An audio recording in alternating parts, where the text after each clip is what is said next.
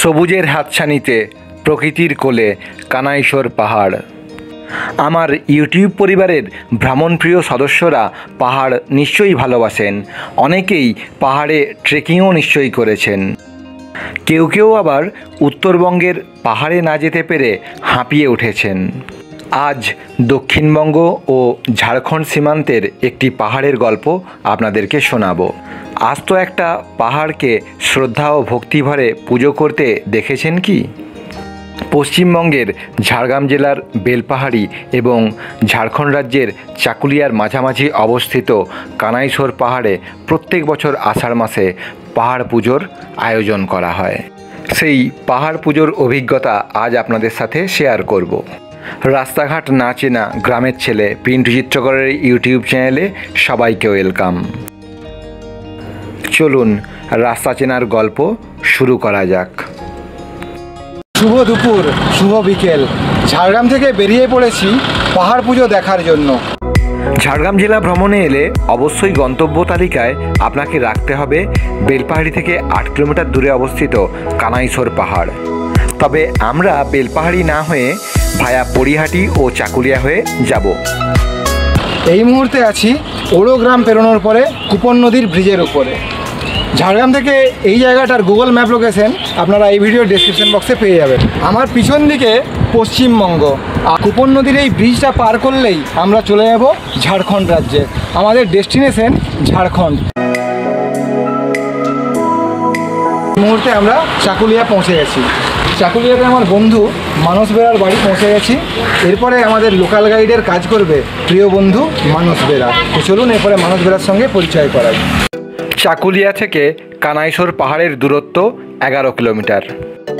চাকুলিয়া থেকে মানস ভাই আমাদের সাথী হয়ে আমাদের পথ দেখিয়ে এগিয়ে নিয়ে চলল। আমার সারথীর সাথে আপনাদের পরিচয় করিয়ে দিই। জীবনে প্রথমবার পাহাড় পুজো দেখতে বেরিয়ে পড়েছে আমার সাথে আমার সুদীপ ভাই। ওই দূরে দিগন্ত রেখায় দেখা যায় পাহাড়। যারা ট্রেনে আসবেন তারা হাওড়া থেকে সকালবেলার ইস্পাত এক্সপ্রেস ধরে চাকুলিয়া চলে আসুন। চাকুলিয়া রেল স্টেশন থেকে কানাইশোর পাহাড় ও পার্শ্ববর্তী পাহাড়গুলো ঘুরিয়ে দেখার জন্য গাড়ির ড্রাইভারের নম্বর ডেসক্রিপশন বক্সে দিয়ে দিলাম। আগেই বলেছি, যারা ঝাড়গ্রাম জেলা ভ্রমণে এসে বেলপাহাড়ি, ঘাগরা ও অন্যান্য জায়গাগুলো দেখবেন তারা বেলপাহাড়ির দিক থেকে কানাইশোর পাহাড়ে চলে আসতে পারেন। আমার বাম হাতে ঝাড়খণ্ডের পাহাড় এবং ডান হাতে পশ্চিমবঙ্গের দিকের পাহাড়। আর পিছন দিকের যে রাস্তাটি আপনারা লক্ষ্য করছেন, এই রাস্তাটি চাকুলিয়া থেকে চলে এসেছে কানাইশোর পাহাড়ের সামনে। শরৎকালে কিংবা সেপ্টেম্বর অক্টোবর মাসে আমরা দুর্গোৎসব পালন করি।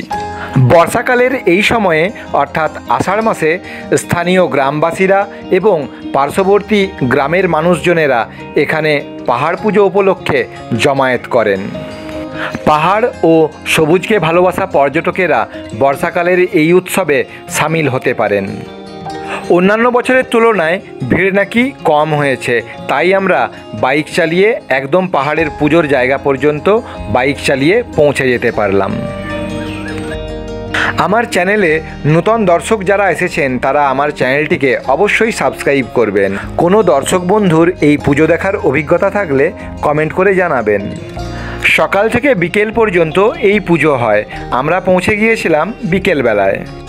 পথ নির্দেশিকা: যারা বেলপাহাড়ির দিক থেকে কানাইশোর পাহাড়ে যাবেন, পথে পড়বে সোঁদাপাড়া, ছেঁড়াডুমুরিয়া গ্রাম এবং কাশিডাঙ্গা গ্রাম।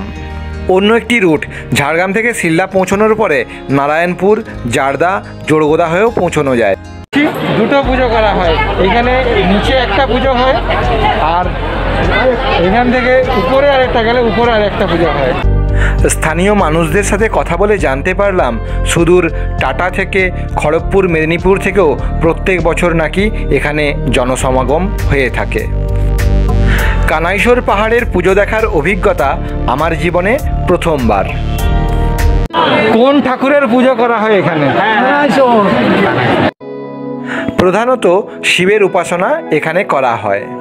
চাকুলিয়ার পাশে ধলভমগড় নামে একটি জায়গা আছে, ওখানে আবার দুর্গাকে আরাধনা করা হয়। কত বছর ধরে পূজা করছেন? আমি 12 বছর। আপনার পূর্বপুরুষরা কি এখানে পুজো করতেন?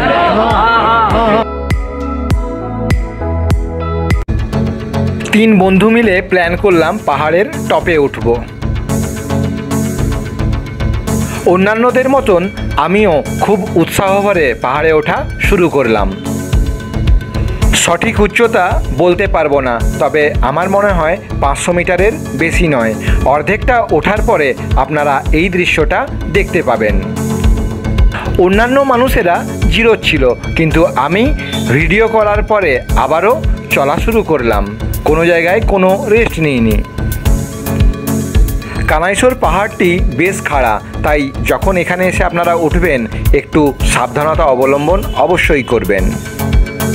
পাহাড় পুজোর দিনকে আমরা থেকে পাহাড়ের উপরে উঠে চলে এসেছি। ওরা সফলভাবে উঠে এসছে। তোমরা কোথা থেকে এসছো? জায়গার নাম কি? আচ্ছা, তোদের বাড়ি কোথায়? বিনপুর। আমার ঝাড়গ্রাম। ওই একই দেশের লোক। পাহাড়ের উপরে উঠে আসার পরে আমার ছোট ছোট বোন ও ভাইদেরকে এই পরামর্শটাই দিলাম যে আগামী প্রজন্মকে এই পাহাড় ও প্রকৃতি আর পরিবেশকে অবশ্যই রক্ষা করতেই হবে। আদিম যুগে গুহামানবরা প্রকৃতিকে ভয় পেয়ে পাথর, নুড়ি, নদীকে পুজো করত। ভয় থেকে নয়, ভালোবেসে যদি আমরা প্রকৃতি, সবুজ ও জঙ্গলকে রক্ষা করতে পারি তবেই হবে পাহাড় পুজোর প্রকৃত সার্থকতা। 4টা 30 মিনিটে আমি নিচ থেকে ওঠা শুরু করেছিলাম। 4:55-র মধ্যে পাহাড়ের উপরে পৌঁছে গেছি। পাহাড়ের উপরে উঠেছিলাম, এবার নিচেও নেমে এলাম। উপর থেকে নেমে এলাম, সৌভাগ্যক্রমে বৃষ্টি হয়নি। যে কোনো পাহাড়ে গেলে আমরা গুহার সন্ধান পেয়ে থাকি। এছাড়াও আমরা বেশ বড় প্রশস্ত পাথর দেখে থাকি। সেরকমই একটা বড় পাথরের তলায়, পাথরের খাঁজে পাহাড় পুজোর আয়োজন করা হয়। কানাইশোর পাহাড়ে প্রতি বছর আষাঢ় মাসের 3য় শনিবার পুজোর আয়োজন করা হয়। শিবের আরাধনা করা হয়। মনস্কামনা পূর্ণ হলে পাঁঠা বলির প্রথা এখনও আছে। পুজোর সাথে অর্থনীতি, রুজি রোজগারও জুড়ে আছে। একজন গ্রামবাসী পাহাড় পুজোয় একদিন দোকান দিলে প্রায় 2000 টাকা থেকে শুরু করে 10,000 টাকা পর্যন্ত রোজগার করতে পারেন। তাহলে ভাবুন, এই সমস্ত এলাকায় ছড়িয়ে থাকা 4-5টা পাহাড়ে একজন গ্রামবাসী ব্যবসা করলে তিনি অর্থনৈতিকভাবে কিভাবে উপকৃত হন। আচ্ছা, এগুলো কিভাবে বানানো হয়েছে যদি একটু বলেন? এগুলো যে বাঁশ দিয়ে বানানো হয়েছে, বাঁশ আগুন দিয়ে সোদা করা হয়। আচ্ছা, তারপরে এই লোহার ফলগুলো লাগানো হয়। আচ্ছা, মানে বাঁশগুলো ছিলে নেন, তারপরে লোহার ফলগুলো লাগান। লোহাগুলো কি আগুনে পোড়াতে হয়? হ্যাঁ, আগুনে পুড়িয়ে কামার বাড়িতে পিটানো হয় আর কি। আচ্ছা, কামার বাড়িতে পিটানো হয়। আচ্ছা, তোমার 60 টাকা পিস। 60? হ্যাঁ। আর ধনুকের দাম কত? ধনুকের দাম 200 টাকা।